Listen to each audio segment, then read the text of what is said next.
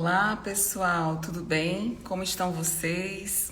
Como foi a sexta-feira de vocês? Como vocês têm passado essa semana?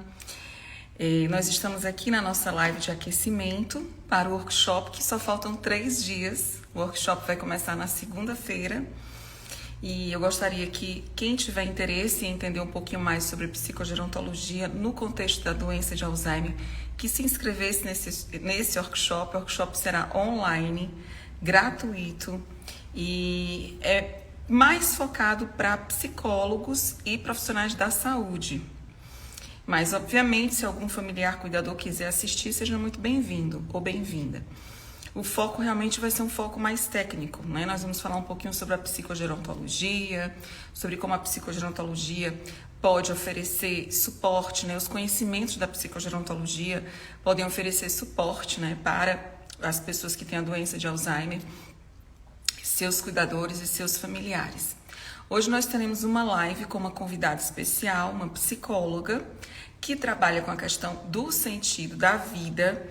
Então, hoje nós vamos falar sobre esse tema porque eu considero um tema muito importante no contexto da psicologia de um modo geral e também de outras ciências, porque afinal o sentido da vida é algo que todo mundo de alguma maneira precisa refletir, precisa pensar, precisa acordar todos os dias e ver, né, o que realmente faz você, por exemplo, acordar, né, todos os dias.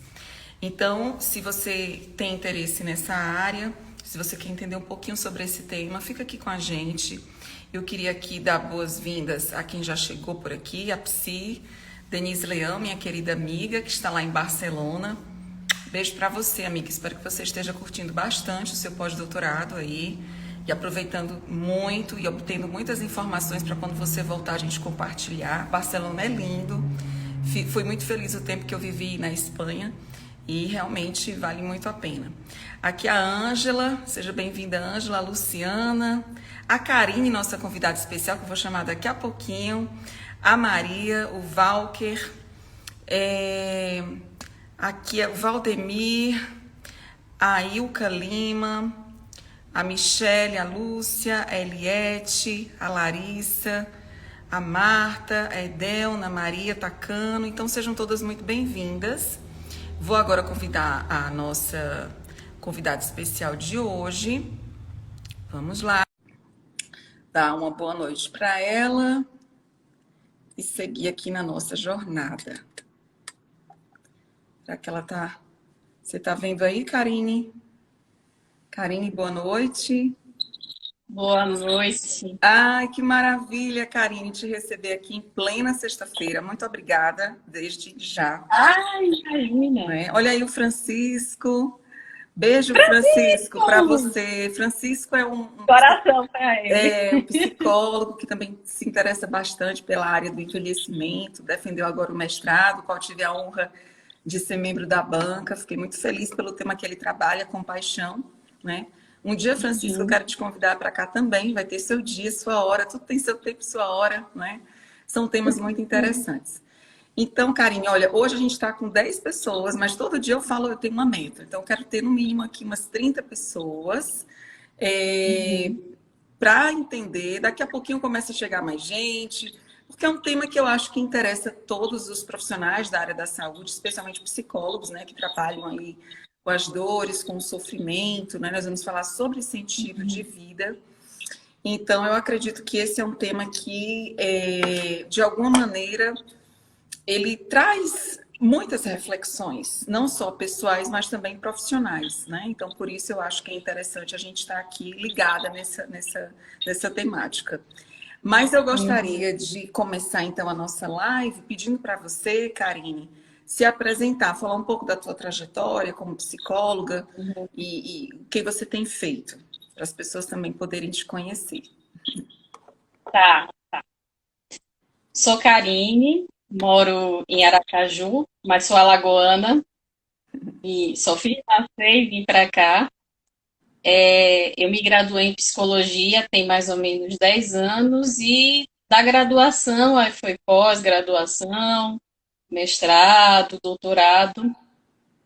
E no doutorado especificamente, eu pesquisei sentido de vida do ponto de vista da logoterapia também pesquisei autocompaixão e atenção plena para a saúde mental dos professores da educação básica. Tem mais ou menos 15 dias que eu defendi, eu estou com cheiro de leite. Parabéns! Parabéns à nova doutora em psicologia. Muitos parabéns para você. E muito sucesso na nova carreira, né? Porque não deixa de ser essa carreira acadêmica que a gente abraça, é uma carreira que exige muito propósito, muito sentido de vida, muita força, né? Então, parabéns, seja bem-vinda ao mundo dos doutores.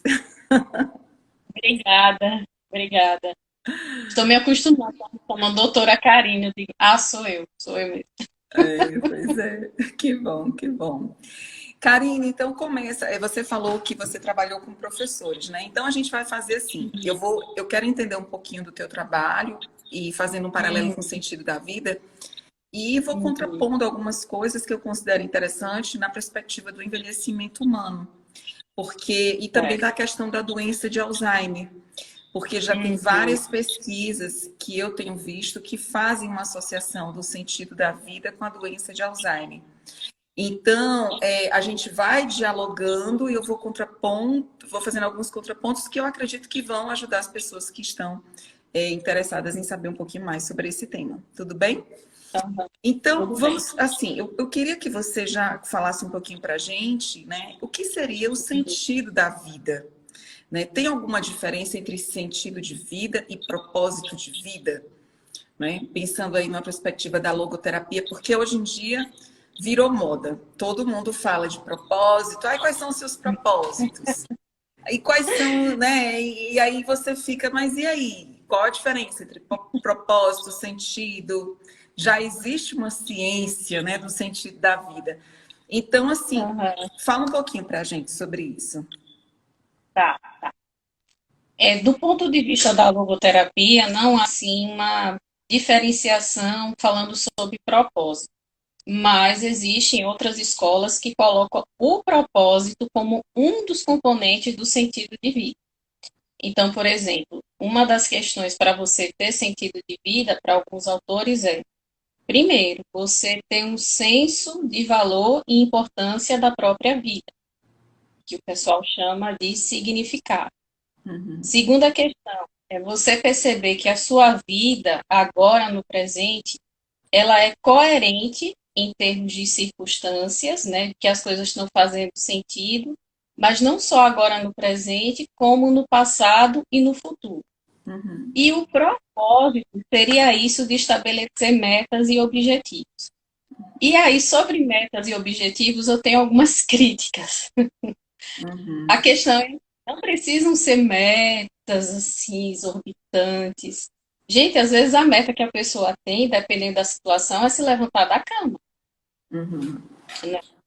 Isso já é uma meta para a pessoa. Isso já faz com que a pessoa veja que aquele dia ali já tem um valor e importância. Porque às vezes eu fico vendo a questão do propósito muito aquela coisa assim, sabe?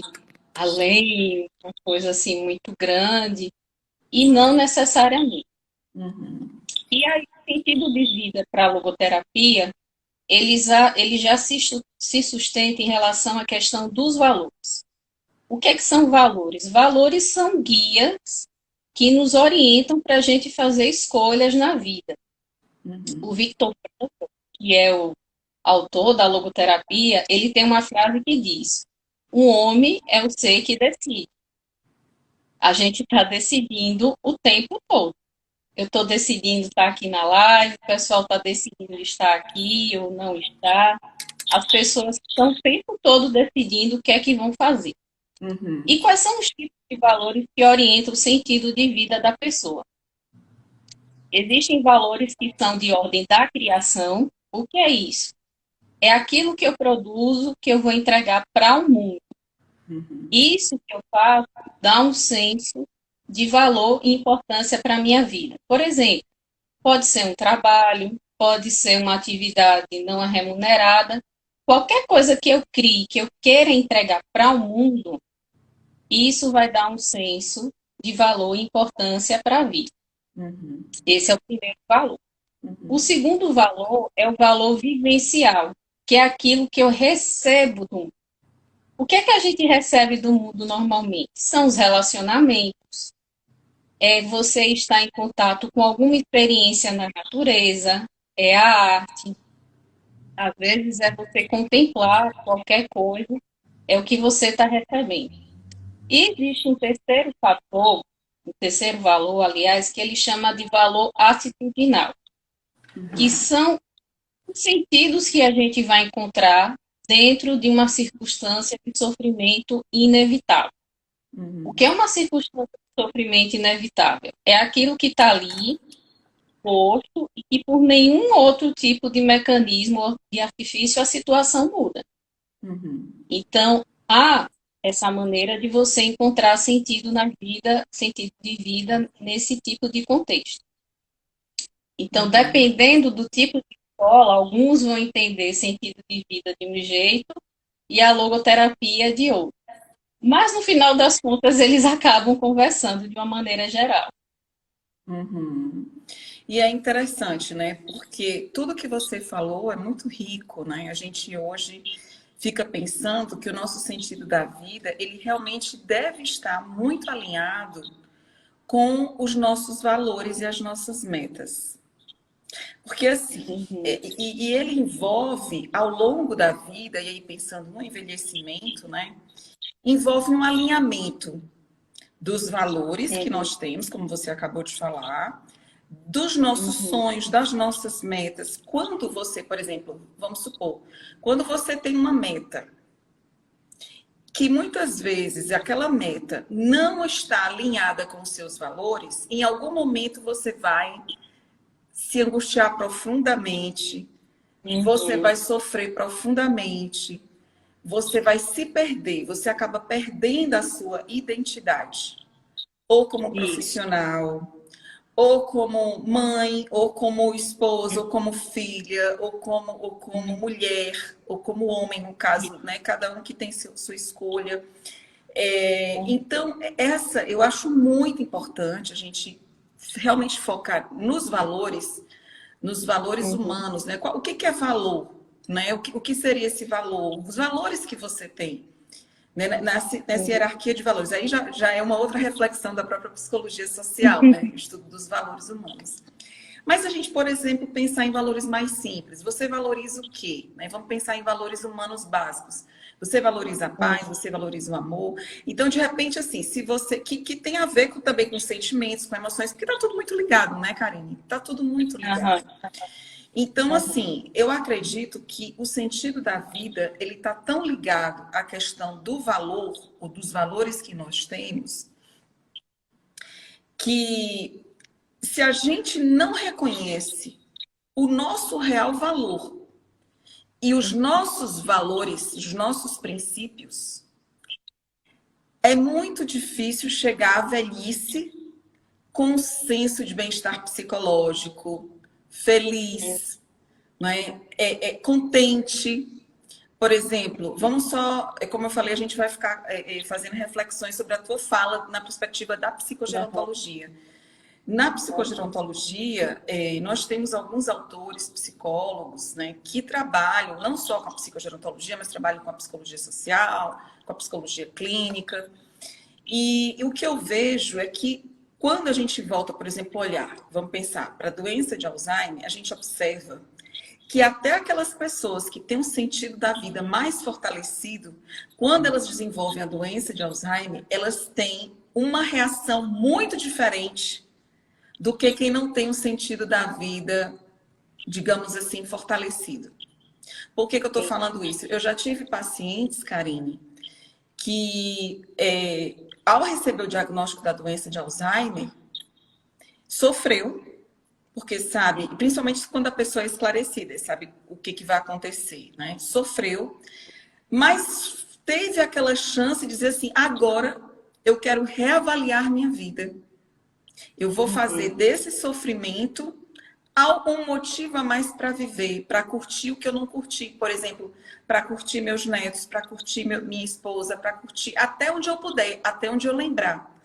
E, inclusive, influenciar positivamente a vida de outros pacientes que têm a doença de Alzheimer. Quer dizer, eu já tive pacientes assim. Em contrapartida, eu já tive paciente que, diante de um diagnóstico da doença de Alzheimer, bateu aquela crise de sentido.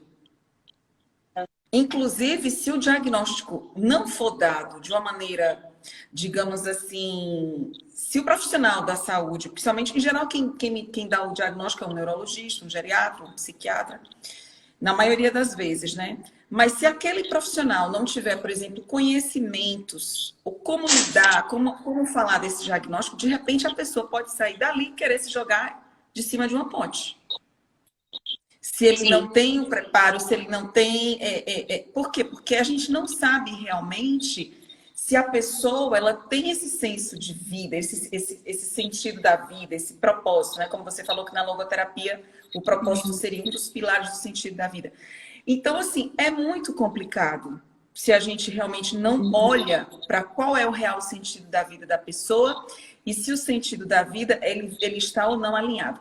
Além disso, o que eu percebo também, e o que as pesquisas científicas nessa área destacam, é que quem tem um sentido da vida, digamos assim, mais fortalecido, que tem uma visão, um compromisso melhor com a vida, acaba se cuidando mais, fortalecendo mais as relações sociais, as relações familiares, acaba adoecendo menos.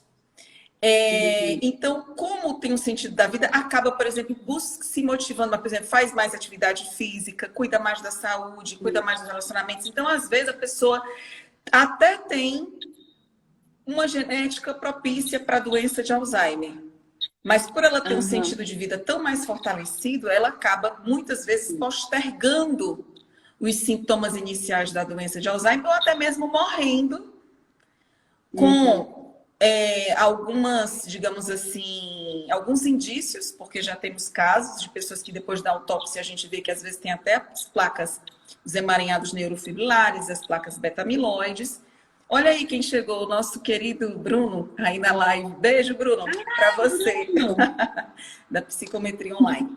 Então, assim, a gente acaba vendo, Karine, o quanto o sentido da vida, ela vai também ser um fator de proteção ou um fator de risco para o desencadeamento da doença de Alzheimer. Tá fazendo sentido, pessoal? Vamos colocar aí. Eu queria que as pessoas também fossem fazendo perguntas. Coloca assim, tá fazendo sentido, professora? Tá fazendo sentido? Vamos aí movimentando as redes, né?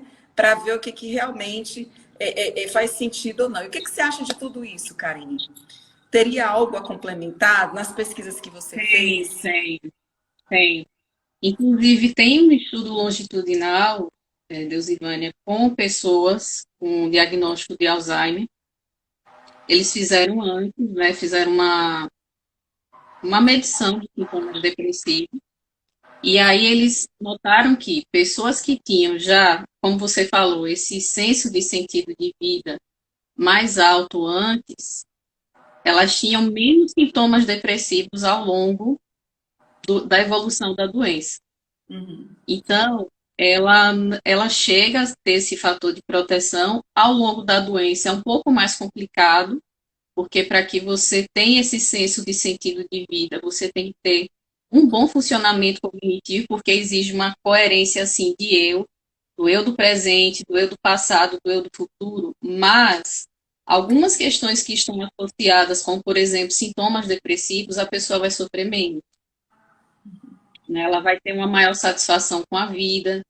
Então, faz total sentido. É um fator de proteção de saúde mental em várias populações. Para síndrome de burnout, para depressão, nem nossa, se fala, evidência. Né? Evidência, assim, tem de vários tipos. E o que eu acho interessante, eu vou fazer até uma metáfora, uma analogia, aliás. Eu sempre digo que a gente chega na vida com um barco. Cada um chega com um barco aqui na vida. E a gente tem que tocar esse barco nas águas da vida. E aí chega um momento em que esse barco começa a se movimentar. Então, por exemplo, vamos supor que eu escolha um motor para movimentar o barco da vida. Esse motor, por exemplo, pode ser um valor criativo. Mas aí a Deusivânia, não, eu vou querer remar. Eu vou querer. O remo significa um valor vivencial. Mas vamos supor que a gente leve um belo tombo, como todo mundo leva na vida, e aí meu motor quebre, o reino de Deus e Vânia quebre. E aí o que é que a gente vai fazer? É aí onde entra a questão do valor atitudinal, que é, por Uhum. exemplo, você em outro momento que eu estava navegando aí pelas águas da vida, eu utilizei outra coisa para andar por essas águas turbulentas que eu estou agora. E se eu não tenho, o que é que eu posso fazer? Como é que eu posso me tratar? Tem uma outra coisa também relacionada com o sentido de vida, né? Que sentido de vida tem a ver também com o objetivo, aonde a gente vai chegar, que é a questão do céu. Se você não tiver confiança na rota que você escolheu, se você não valoriza o esforço que você faz, por exemplo, você tira um barco, aí você tira do depósito, você faz todo o esforço, faz uma rota, mas para você, nossa, isso aqui para mim não tem valor. Se você não se cuida com bondade quando vem de repente uma tempestade, ou então quando o barco vira, você pode sim perder o sentido de vida. E você falou uma questão assim do conflito entre os valores e o compromisso. E tem algo também que é muito importante para que você mantenha o sentido de vida. Pelas circunstâncias aí que todo mundo vive, às vezes o nosso barquinho ele perde um pouco a direção. E cabe a gente ter esse momento de trazer o barco, que a gente chama de autorregulação. Trazer o barco para a rota, ou mesmo, se for necessário, mudar o objetivo. Ninguém precisa ter aquele objetivo fixo. Às vezes, enfim, pela experiência da vida da pessoa, a pessoa tem que ter esse senso de mudar. E uma outra coisa que você falou do compromisso. Se você quer que esse barco ande, se você quer que ele navegue uma certa rota, se você quer chegar em um certo lugar, você precisa de um conjunto de ações e de atividades para que ele continue ali da maneira que você quer. Tem que ter o compromisso, tem que ter esse aspecto. Então, o sentido de vida, além dos valores, tem um conjunto de questões periféricas que, se uma falhar, o senso, né, que você tem de que a vida tem importância e que ela tem valor, ele pode enfraquecer em algum momento. Uhum. Então, é interessante, assim, atentar para outras questões, além dos valores, que faça com que esse nosso barco vá flutuando aí na vida e que a gente perceba que a vida tem importância. E tem um outro fator, antes que eu esqueça, que tem muito a ver de como a gente se relaciona com o mundo. Por exemplo, às vezes eu estou navegando e para mim a navegação que interessa para mim, sei lá, é a brisa no mar, é olhar o sol, é olhar o mar. Já para outra pessoa é não, é estar ali trabalhando, tá ajeitando o barco, tá vendo se está tudo certo. O que é que eu quero dizer com isso?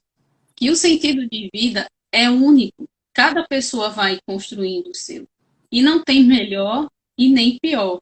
Vai ser único, vai ser individual e vai ser irrepetível e em resposta a cada momento. E é isso, assim, de maneira geral, que eu E queria fazer essa essa metáfora, né? analogia. Essa analogia. E você sabe que você construiu essa metáfora, essa analogia, e eu, como uma boa sonhadora e boa. Assim, eu fiquei imaginando os barcos, cada um com o seu barco. Você foi contando e eu fiquei imaginando os barcos, fiquei imaginando. E você falou do self, né, do nosso eu. Você falou da autoestima, porque de todo jeito você também tem que valorizar, né, você, o seu sentido da vida tem muito a ver com o seu real valor. Você falou de Uhum. autoeficácia, que é justamente você acreditar na sua capacidade de poder remar aquele barco, porque também, se você não rema o barco, se você não acredita que você pode remar o barco, né, você vai ficar de vez em quando parando no meio do caminho, e quem para no meio do caminho não faz nada, não chega a lugar nenhum.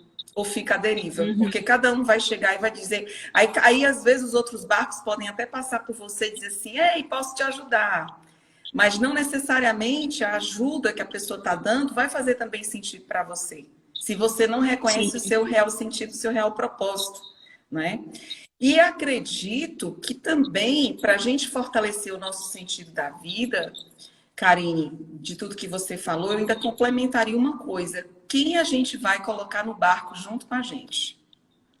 Sim. E isso faz toda a diferença, porque o que que acontece? Muitas vezes você convida alguém para entrar no barco com você, Uhum, e se essa pessoa também não tem sentido de vida semelhante ao seu propósito, semelhante ao seu valor e semelhante aos seus, e começa a querer navegar, né, por outros mares, isso pode te deixar. Se você não tem uma self fortalecida, se você não tem propósitos fortalecidos, metas, objetivos, aí a gente já fala de metas, objetivos, planos de ação, uhum, você pode muitas vezes ficar confusa com o seu próprio sentido, e dependendo da uhum. importância que você dá, aquela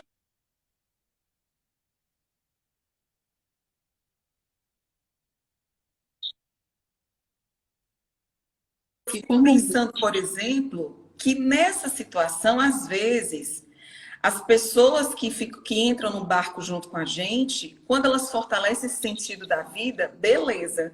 Fator de proteção para contra, né? Um fator de proteção contra doenças, fator de proteção contra uma doença de Alzheimer, por exemplo, um fator de proteção contra problemas psíquicos, né? Sofrimento psíquico, melhor falando. Mas quando essas pessoas, às vezes é só uma ou duas, Uhum, pulam do barco e ainda ficam dizendo assim: ei, eu tô aqui, vem cá. Ei, eu tô aqui, vem cá. E aí você quer ajudar a pessoa. Aí você vê que a uhum, pessoa está em sofrimento, aí você sofre. Aí você uhum, joga uma corda. A pessoa, não, não quero não. Não quero, não quero a tua ajuda. Não, mas eu quero que você venha para o meu barco para fortalecer o meu sentido de vida. E eu vou te ajudar a fortalecer também o teu sentido de vida. Principalmente naqueles uhum. casos de pessoas que muitas vezes desenvolvem, por exemplo, uma dependência emocional. Quantas Sim. adolescentes às vezes cometem suicídio, ou quantos idosos cometem suicídio, isso também a gente estuda, Uhum, porque perdeu a crise, desenvolveu uma crise de sentido, era dependente emocional, às vezes, daquela mulher que morreu. uhum, Quantos idosos às vezes cometem suicídio depois da morte de uma esposa, porque só tinha ela na vida? Então, assim, aí o que que acontece? Aí uhum, você às vezes joga a corda, a pessoa não quer ajuda. Você joga um bote, a pessoa não quer ajuda. Você uhum, joga, aí você de repente você dá a mão para a pessoa. Só que a pessoa, ao invés de tentar a pessoa te ajudar a ficar no barco, ela te puxa. Faz você sim, também afundar, né? sim. Ela está em sofrimento, você tentando ajudá-la, sofre junto com ela, mergulha naquele mar e acaba muitas vezes naufragando, assim, deixando ao léu o barco, abandonando o seu próprio barco e aí gerando uma verdadeira crise de sentido. Não É. sei, não é? Não, mas acontece isso. E tem uma questão que tem a ver com autorregulação, que pode ser isso. Às vezes o barco ele toma um rumo diferente porque de repente você viu uma pessoa que está precisando de ajuda, você quer ajudar. Só que nesse meio termo, que tem um outro componente também aí, que é a questão da motivação. Quando você entra no barco da vida, você tem que se questionar: o que é que está me movendo nesse barco? Aonde é que eu quero chegar? E aí tá, eu vou ajudar essa pessoa, mas eu tenho aqui uma mira, sei lá, para uma pessoa é chegar no farol, para outra vai ser chegar na praia, para outra de repente, sei lá, vai para outro país. Pode ter esse desvio forte, mas é questão assim de se autorregular. Ou que eu preciso voltar. Tá, eu dei essa ajuda, fiz o que foi possível, mas a pessoa não quer, porque assim, aí nessa condição que vai acontecer realmente eu vou ficar, a pessoa vai ficar perdida, vai perder o senso e sentido da vida dela, tentando ajudar a vida do outro, de um outro barco. E muitas vezes eu falei da questão do barco, mas tem uma questão que eu gostaria também de falar. O barco, Deus e Vânia, é tudo aquilo que a gente trouxe na vida e que não muda. É o nosso contexto social, é o nosso contexto biológico, é de repente uma doença que está ali posta. E a gente tem que avaliar a capacidade que esse barco tem para chegar ali no outro. Poxa, eu quero chegar até ali. E vem o outro e me pede, sabe? é o que o Frankl fala. A gente tem que ter noção do nosso contexto, daquilo que é determinado, que está ali posto, e entender qual é o meu espaço de liberdade para agir e para responder às questões que chegam na vida.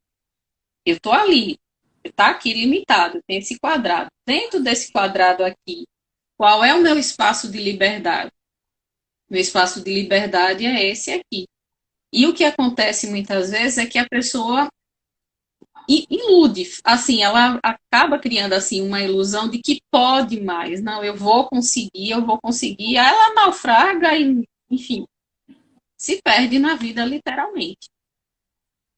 E penso que pode ser algo até que pode acontecer com as pessoas que cuidam. Como eu pesquisei professores, a questão mesmo que eu notei muito nos professores foi da autocrítica. O que é que acontecia? Enfim, aí é a questão da história, né, do nosso ensino no Brasil. Mas o nosso ensino no Brasil, ele é muito marcado pela rigidez, pelo você não pode errar, você tem que ser perfeito, o professor não pode errar. E por ele ter uma autocrítica muito ferrenha em relação ao exercício da própria atividade, uma crítica dele, mas uma crítica também em relação aos pares, aos pais, aos alunos, por questão de desempenho, enfim, todo o contexto que existe dos professores. Eles acabam perdendo de vista, que foi isso que eu percebi na pesquisa, o que dá sentido de vida para eles na própria, pago aqui, no próprio exercício da atividade, que é o processo educativo. Eu conversando com os professores, assim, chega a brilhar os olhos deles quando eles diziam, nossa, a minha maior satisfação é quando eu vejo um aluno que não tem condição, que foi, se desenvolveu e chega para mim e dá um abraço, professor, eu me formei. Professor, eu consegui finalizar uma graduação. Mas o que é isso? Ele passa por esse processo, mas muitas vezes existe algo antes, que é essa questão da autocrítica. Muitas vezes o professor ele se isola, que aí já é o contrário, né? Não, eu não quero conversar, eu não quero compartilhar. E isso acaba reverberando em outras coisas. Se você tem uma autocrítica muito grande, se o seu senso de sentido, de vida, do valor, da importância que você tem está baixo, aí é porta de entrada para uma síndrome de burnout, né, que é algo que atravessa os cuidadores, professores, profissionais de saúde, os cuidadores profissionais e a depressão. Porque perder o sentido de vida é assim, porta de entrada para a depressão. E outros tipos de transtornos mentais também. E aí a gente fica pensando assim, como você falou, você disse que também estudou compaixão e autocompaixão, né? O sentido da vida, na minha opinião, quando a gente pensa por exemplo, vamos pensar no contexto dos familiares cuidadores de idosos com Alzheimer. Você trouxe os professores e também eu fico pensando que o professor ele acaba cuidando, como você disse, ele acaba também assumindo esse papel de cuidar dos alunos, ou seja, enquanto professora, eu até digo assim, pessoal, eu não quero que vocês me amem, mas eu quero que vocês me respeitem, que é diferente. Porque há um respeito, porque também há um cuidado. A gente acaba cuidando do conhecimento, ajudando a cuidar do outro, né? A partir do momento em que a gente favorece o autoconhecimento, favorece o desenvolvimento. Mas, assim, ao mesmo tempo, se a gente pensa, por exemplo, no cuidador familiar, ele precisa também ter sentido para o lugar que ele ocupa. Porque o que eu observo? Eu já fiz pesquisas onde eu perguntei o que te motivou a cuidar, por exemplo, do seu pai, da sua mãe, ou até mesmo, por exemplo, do seu cônjuge, que tem a doença de Alzheimer. Aí a pessoa diz assim, não, tem várias respostas, mas assim, por exemplo, porque é uma obrigação, porque não tinha outra pessoa para cuidar, porque foi uma pessoa que me ajudou muito na vida, então eu faço isso com prazer, é recíproco. Então tem resposta para tudo que é jeito. Mas o que eu observo é que aquela pessoa que está ali cuidando, mas não se sente digamos assim, não se sente eleita. Ela mesma não se elegeu para estar ali, ela mesma não escolheu estar ali, ela cuida, mas não foi escolhida. Ela tem uma tendência a ter muita crise de sentido pelo próprio papel, porque aí viram os Uhum, conflitos de papéis. Aí começa a conflitar as crenças que ela tem, os valores que ela tem. Às vezes, por uhum, exemplo, ela não queria estar ali porque ela queria ter a liberdade, naquele momento que ela tinha pensado para a vida dela era ter liberdade, de ficar viajando, de ficar desenvolvendo outros uhum, trabalhos, mas ela fica presa a uma uhum, situação e aí acaba angustiando muito, acaba aí é nesse sentido que eu digo que o sentido da vida, ele tem muito a ver com valor, com meta, com compaixão, porque a pessoa às vezes cuida por conta da compaixão que ela tem em relação ao outro, mas também é muito uhum. importante ter a autocompaixão. Quer Sim, dizer, até que ponto você ficar presa a uma situação que não tá. Porque, assim, momentos difíceis todos nós temos. Inclusive, recentemente, eu tenho refletido muito sobre isso, né? Escolha o seu difícil. Porque é difícil de todo jeito. Então, você vai escolher qual é o seu difícil. Por exemplo, ai, professora, tá difícil fazer, digamos assim, cuidar do meu pai. Mas também é difícil ficar o tempo todo no meu trabalho. Então, escolha o seu difícil. Qual é o seu difícil? Qual é o que? Ah, eu não sei se eu caso, eu não sei se eu separo. Eu não sei uhum, se eu viajo ou se eu não viajo. Quer dizer, qual é o seu difícil? Porque é difícil, tudo na vida vai ser difícil. Agora, a partir do momento em que você uhum, escolhe o seu difícil, aí você tem que pensar quais são as consequências por essa escolha e se aquilo de fato dá ou vai trazer o seu real sentido de vida. É uhum, complexo? É. Mas a gente às vezes tem que fazer essa reflexão para fazer as nossas escolhas, até para uhum, ser um cuidador familiar. Ó, o pessoal está aí dizendo perfeito. Pois é, porque difícil vai ser difícil. Por exemplo, eu tenho casos, por exemplo, de pessoas que dizem assim para mim: ai, doutora, será que eu institucionalizo ou não minha mãe? Será que eu institucionalizo ou não meu companheiro? Escolhe o seu difícil. Você quer institucionalizar, ele vai ainda assim te dar trabalho, porque a partir do momento que você institucionaliza, você, não, você diz assim, ah, me livrei da pessoa. Não livrou, não. Você continua tendo que ter responsabilidade por aquela vida, vai pagar a instituição, vai ficar, uhum. você vai parcialmente se livrar de uma dificuldade, mas virão outras. Por isso que eu digo, escolha ser difícil. Ou você fica com a pessoa em casa, contrata alguém, ah, mas não tenho dinheiro para contratar, só eu. Então escolha o seu difícil. É nesse sentido. E o profissional da Uhum. saúde, ele também precisa escolher o difícil dele. Será que ele quer trabalhar com uma pessoa que tem a doença de Alzheimer? Será que isso faz sentido para ele, de vida? Será que traz, por exemplo, para mim, faz muito sentido trabalhar com Uhum. pessoas que têm a doença de Alzheimer. Uhum. Mas para outras pessoas não faz sentido, porque é como se estivesse lidando ali com um sofrimento muito grande do outro, não suporta, né? Uhum. Então, assim, é você realmente escolher aquilo que te traz, né, sentido para viver, aquilo que realmente está alinhado com os seus valores, né? Você, por exemplo, E, por que estudou? Por que começou a estudar o sentido da vida? O que foi que te fez escolher esse tema? vem história pessoal aí. Então, fica à vontade. Se quiser falar, fala, senão a gente não toca nesse Não, vou assunto. falar assim por cima, vou falar por Fala por cima. cima. Na realidade, assim, quando eu cheguei no doutorado, eu não estudei sentido de vida no mestrado. Eu estudei outro tipo de cuidador, que foram as profissionais que atendem vítimas de violência. Uhum. Eu estudei autocuidado desse pessoal, enfim, entendendo um pouco de como é que funciona. E sentido de vida foi, meu orientador chegou, você quer estudar sentido de vida? Eu quero, tal. Quando eu comecei a estudar logoterapia, eu digo, gente, eu não vou dar conta desse negócio. Eu não vou dar conta dessas leituras de Frank. Que eu, é assim, Frank ele coloca lá muito, mas assim, não é muito sistemático, né?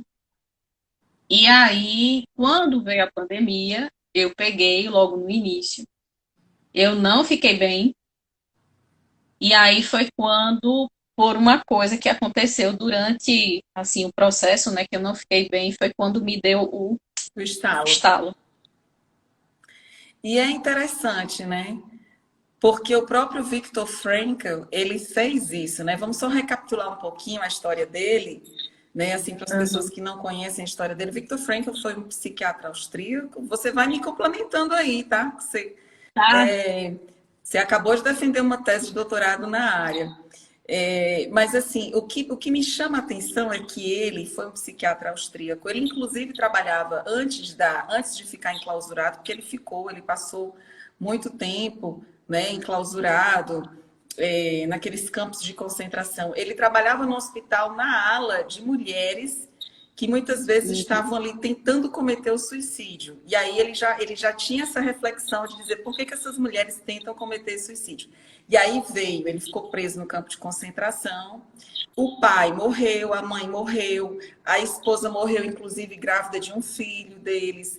E ele ficou ali durante 7 ou 8 anos, né? Se eu não me engano, foi mais ou menos isso, eu não me recordo exatamente. E aí acabou que ele observou muito a crise de sentido. Porque você imagina você estar ali no campo de concentração, vendo todo mundo resmungando da vida, com medo de morrer, sofrendo muito e sofrendo muitas privações. E ele começou Uhum. a, certamente, também ter uma crise de sentido, mas ele encontrou sentido ajudando os outros a encontrar o seu sentido de vida, né? Uhum. Ou Foi isso seja, mesmo. né, assim, quer dizer, às vezes a gente procura encontrar sentido para a nossa vida ajudando os outros a encontrar sentido. Que foi mais ou menos, porque você acabou de falar que você passou por uma, digamos, não sei se foi uma crise de sentido, mas alguma coisa que te mexeu muito e você disse assim, não, agora eu vou estudar isso até para poder dar sentido ainda tudo isso, ressignificar essa dor. É mais ou É. menos isso, você ressignifica essa dor, né? Deus, Ivane, eu digo assim, e é assim, a minha luta agora, né, durante a pesquisa. Eu, Victor Frankl passou por isso, né, por situação extrema, e ele observou nele e ele observou nos prisioneiros. Tem uma coisa na obra dele, vou até mostrar. Quem quiser ter interesse, por favor, leiam. Adoro essa obra. Já li, eu adoro essa Tá? obra. Em Busca de Sentido, Sim. é fácil de achar. E uma das coisas que ele ficava assim, observando é por que que as pessoas não vão para o fio? O que era ir para o fio? Era se suicidar. Porque qual era o destino de quem estava lá? Era ir para a câmara de gás. E muitos deles se suicidavam, eles iam lá para a cerca elétrica e se matavam. Uhum. E ele começou a ver que algumas pessoas tinham essa perspectiva de futuro, né? Alguns estavam esperando a noiva, outros estavam esperando os pais. O próprio Victor Frankl estava nessa esperança, né, de ver se conseguia, na hora de sair, ver a esposa, ver os pais. E são circunstâncias assim limítrofes. A minha circunstância limítrofe, no caso, foi me deparar com a morte, né? Porque eu fiquei bem debilitada. E são nessas circunstâncias de crise que assim o sentido de vida vem assim na cara. Vem, sabe, muito forte. E aí foi quando eu vi, gente, isso não é só isso não é só coisa assim de obra, não. Eu vivenciei também, né? Assim como o próprio Viktor Frankl vivenciou. E naquele momento que ele estava ali no espaço lá, né, no campo de concentração, e também foi uma experiência que eu tive quando eu estava doente com Covid, é você valorizar pequenas coisas que você de repente não valoriza. Porque assim, Deus e Vânia, existem coisas que são significativas na nossa vida, mas é como se fossem as paredes da nossa casa. A gente nem percebe mais, sabe? A gente vive, sabe, tão no dia a dia. Ah, tem essa parede aqui e No tal. piloto automático, como a gente fala, né? Exatamente, no piloto automático. E você nem percebe que aquilo faz sentido para você. Mas quando você para, né, seja por uma circunstância que você está acamado, ou você está preso, ou está numa circunstância assim desumana, como o Viktor Frankl ele vivenciou, você literalmente para e vê as experiências da vida. ele tem um relato nesse livro que ele diz assim, que enquanto ele estava lá fazendo trabalho forçado, ou seja, uma circunstância bem periclitante, né? Para quem não sabe, nos campos de concentração você era destituído de tudo, né? De roupa, você entrava e tirava tudo, você não tinha nada. Você tinha era uma tatuagem, né? Como o número que colocavam, né? Como prisioneiro do campo de concentração. E ele teve assim o vislumbre de olhar por pôr do sol na montanha. E aquilo ali para ele assim deu um sentido para a vida dele naquele e um momento em que ele estava muito cansado, estava muito abatido. Então são assim pequenas coisas, são coisas que às vezes a gente está no dia a dia, mas a gente não presta atenção. E aí é onde entra a questão da atenção plena, que foi que eu estudei também. A atenção plena, ela faz esse convite, não é que você vai parar tudo, chega, para tudo que eu vou ter que prestar atenção. Não, é você contemplar, às vezes, né? Algo que está ali no teu dia a dia. De repente você vai trabalhar e você vai a pé, tem uma árvore, tem uma criança passando, tem momentos assim que são tão singelos, a história que eu falo, né, daquilo que você recebe no mundo, que traz valor e importância para a sua vida. E o Viktor Frankl fala, a principal vontade do ser humano é a vontade de encontrar sentido. Só trazendo um pouco dos embates, né, entre os teóricos. Viktor Frankl, ele passou um tempo com Freud e com Adler. E, como todos os discípulos que discordaram, né, tchau, foi só expulso. Mas ele levou nesse termo, né, de vontade de sentido. E isso é o componente de motivação do ser humano, que é encontrar o sentido da vida de uma maneira geral, no dia a dia, e são com simples coisas. Mas o nosso piloto automático que a gente vive no nosso dia a dia acaba ofuscando de uma certa maneira.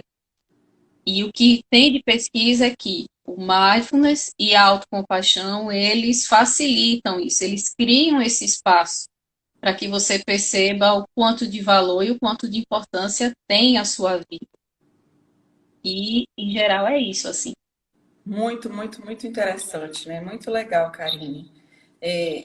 Realmente eu acho que o próprio mundo que a gente vive, como você mesma falou, sem apreciar os detalhes, sem parar, a gente vive muito nesse piloto automático e a gente é muito tragado com muito conteúdo ultimamente, né? Eu acho que a gente tem uma espécie de uma obesidade mental, porque hoje a gente tem uma oferta de muito conteúdo e às vezes a gente não consegue absorver tanto conteúdo no nosso dia a dia. Por exemplo, respirar, fazer uma respiração adequada, entendeu? Olhar, simplesmente olhar, assim, ficar parado olhando para o outro, né? Uhum, Sentir o cheiro do ambiente que você está, uhum, apreciar, por exemplo, a pessoa que está com você, tudo que você uhum. conquistou. De repente Sim, também é uma maneira também de, né? Às vezes, porque assim, a gente tem uma tendência eu sonho em fazer tal coisa. Aí você faz. Depois você já tem que ter outro objetivo, já tem que ter outra meta. Mas ainda assim, você tem que dar um significado para aquilo que você conquistou. Isso pode sim. ser uma maneira de você elucidar o sentido da vida. Então, por exemplo, as pessoas, quando elas descobrem que tem a doença de Alzheimer, por exemplo, como eu falei, dependendo do sentido da vida que elas têm, se elas têm um senso de significado bom, elas vão realmente olhar mais para a vida delas. Elas vão se entregar mais a cada momento em que a lucidez permitir viver aquele momento. E assim, eu vejo que o sentido da vida para mim, por exemplo, em fazer esse trabalho. Por exemplo, teve muito isso, a minha dor em lidar com a minha avó, em saber, porque a minha avó era como uma segunda mãe para mim, que ela teve a doença de Alzheimer, foi que deu sentido a eu estudar essa doença por mais de 20 anos. Porque eu podia muito bem ter parado. Mas Sim, é uma dor, eu vejo assim, que o sentido da vida está muito ligado à dor. sim. a dor e ao prazer, mas eu acho que muito mais a dor do que ao prazer. Não sei, porque Freud fala, né, o princípio do que o ser humano ele é muito movido pela dor e pelo prazer, mas eu acho que no caso do sentido da vida, a gente encontra sentido para aquele trabalho muito pela dor que a gente sentiu. Você, por exemplo, acabou de falar, você se deparou com a morte. Então deve ter sido muito forte para você. Poxa, eu podia ter morrido. E aí, o que eu tinha feito com a minha vida? O que eu tinha feito para os meus? O que eu tinha feito por mim, para mim? Será que, de fato, eu gostaria, se hoje a minha vida acabasse, agora? Porque isso pode acontecer. Sim. Será que eu teria feito tudo o que eu faria? Qual a porcentagem, qual a minha autorresponsabilidade? Eu tenho muito refletido sobre essa questão de você, do seu locus de controle interno, né, da sua autorresponsabilidade. Então, o sentido da vida tem muito a ver com isso. Então, de repente, quando a gente se depara com algo Um limite. um limite, uma parede, você está andando e de repente tem uma parede, vem um muro. Então, dependendo do muro, da gravidade, da intensidade daquele muro, você vai sofrer, porque você quer ir para o outro lado e você não consegue. E aí você começa a valorizar tudo aquilo que você perdeu ou que você poderia perder. Né? Então, assim, o sentido da vida está muito ligado, à minha opinião, à dor. Eu acho que a dor, não sei o que, que você pensa em relação a isso. Então, o que é que o Frankl coloca, né, na logoterapia? Ele diz o seguinte: quando a gente não encontra o sentido da nossa vida, a gente tem dois caminhos. Ou a gente vai indo pela vontade de prazer, você começa a buscar sucesso de qualquer maneira, dinheiro de qualquer forma, fecha, tal, gente, não tem problema, mas assim, quando a sua missão de vida só se torna isso, é muito provável que sua vida esteja vazia de sentido. Ou mesmo a vontade de poder. Não tem problema. Tudo na vida é uma questão de equilíbrio, mas quando tudo se centra nisso, ali está indicando alguma coisa. Ou, por exemplo, o uso abusivo de álcool, o uso abusivo de qualquer coisa. Ali está indicando que tem um vazio, que está faltando um sentido ali na vida daquela pessoa. E a questão da dor, ela é transformadora. Você tem duas opções, né? Que é a questão dos valores atitudinais, que é de você crescer e se desenvolver com aquela dor, e aí você tomar a decisão, no meu caso, né? Eu tive que tomar uma decisão, né? Eu saí, na hora que eu melhorei, eu já vinha na cabeça. Eu vou tomar uma decisão. Então, para cada um, tem algumas pessoas que passam por experiências que eu já vi, enfim, por experiências limítrofes e até funda alguns grupos. Eu conheço um professor de logoterapia que ele acompanha pais que perderam os filhos em acidentes. Então, teve uma mãe, aliás, a mãe e o pai, eles perderam os filhos, e a dor, assim, foi tão grande que eles transformaram essa dor em uma maneira de ajudar outras pessoas que estão passando pelo mesmo sofrimento. Então, você pode transformar isso, como eu falei, né, na questão do valor criativo, de entregar e é vivencial também. De você entregar algo. Então, a maneira como você vai canalizar isso também é única. Para mim, eu tive que decidir, para outros, de repente, é você formar o grupo. Para você, no caso, foi estudar, se aplicar e ir trazendo, né, esses benefícios para a sociedade. E para Então, as cada pessoa famílias. vai ter uma forma. Para as famílias, né? Exato. Porque, por exemplo, o que eu sofri em 2002, quando eu descobri o diagnóstico dela, e que eu me vi assim angustiada, e todo aquele sofrimento da família, meu sofrimento, a falta de profissionais que considerava competentes para cuidar dela, da gente também. Então eu fiz disso, ela morreu, mas eu continuei dando continuidade a esse, porque aquilo naquele momento deu muito sentido para minha vida. Ajudar a mim, ajudar a minha avó, ajudar a minha família, mas ela se foi. E aí, eu posso continuar ajudando outras famílias, ajudando outras pessoas, né? Impactando outras vidas. Se impactou na minha família, Então, se impactou na vida dela, então vamos ajudar outras pessoas. Então, assim, realmente o sentido da vida, ela tem, ela tem essas nuances, né? E tem muito a ver, assim, com a pulsão, se a gente pensar em Freud, a pulsão de vida, a pulsão de morte, né? Pulsão de vida, se você tem uma pulsão, a pulsão de vida, quer dizer, você pode, eu usei a minha pulsão de vida no sentido de eu ressignifiquei aquela dor e segui em frente. Mas tem pessoas que vão Aham. para a autodestruição e acabam realmente, como a gente já falou aqui, né? A gente está acabando a nossa live, passou rápido, né, Karine? Já? Já Jesus! uma Ai, meu hora. Deus. Eu vou só ver aqui se tem alguma pergunta, algum comentário das pessoas para a gente fechar aqui. Deixa eu dar uma olhadinha aqui. Se tem alguma. Aqui já passa da meia-noite. Ah, minha amiga, aqui já passa da meia-noite, mas adoro te ouvir e convidados. A Denise é uma amiga querida, ela é psicóloga também, ela está fazendo pós-doutorado em Barcelona. E aí ela disse que já Ai, que passa da chique. meia-noite lá em Barcelona, mas ela está aqui assistindo, ó. Beijo, minha amiga. Ah, Muito beijo pra ela legal. também. Aqui, Psicoterapia do Vida, sou fã da logoterapia. Boa noite, parabéns. Muita gente aqui, deixa eu ver. Mais aqui, mais comentários. Maravilhoso, olha aí. Tá fazendo muito sentido. Deixa eu ver, eu também fiquei imaginando, acho que os barcos, né? A gente falou, perfeita analogia. É importante todos que estiverem dentro desse barco reparem todos para o mesmo sentido. Caso contrário, não tem sentido aquilo que a gente estava falando, né?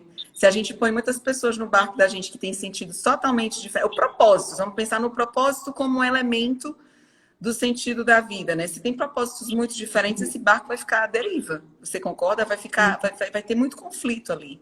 Por isso que eu acho tão importante a gente escolher muito bem as pessoas com as quais a gente vai colocar dentro do nosso barco, né? Que mares nós Sim, vamos navegar?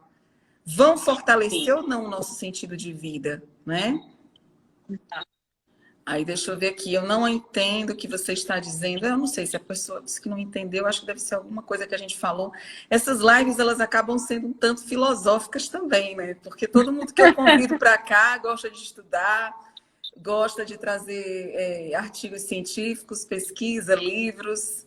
Eu cuidei da minha mãe aqui, a Gomes fala, a Marta. Eu cuidei da minha mãe, sou técnica em enfermagem, assistente social, eu amo cuidar desses pacientes. Pois é, eu acho que dá sentido, né? Para essa pessoa, para Marta, que foi um momento propício para estudar logoterapia, não é isso, Karine? A psicoterapia do Vidas.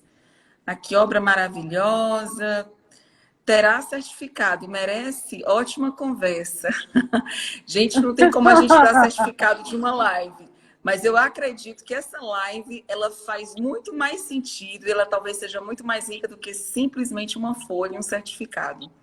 Né? Às vezes a gente acumula certificados e às vezes nem entende porque tem tanto certificado ali. Às vezes é uma live, uma conversa, uma palavra, faz muito mais sentido para a nossa vida, não é? Sensibilidade às pequenas coisas. Deixa eu ver aqui. No meu caso, o Alzheimer da mamãe fez eu voltar a estudar depois de 35 anos, hoje fazendo gerontologia. Pois é, tá vendo? A gente vai ressignificando a dor. Eu nunca imaginei que isso poderia acontecer. Deixa eu ver aqui. Muito bom, nem vi passar. O pessoal dizendo que gratidão por mais uma live, me ajuda muito nesse momento. Fico muito feliz. Ótimo, então é isso. Karine, você quer comentar mais alguma coisa? Foi excelente. Eu acho que a gente, para uma sexta-feira à Ah, noite, né? Assim, a gente ó. teve aqui teve uma hora que tinha mais de 30 pessoas nos ouvindo. Quem gostou, diz aí, Aham. gostei. Quem quer que a Karine venha outra vez, diga, quero que ela venha de novo.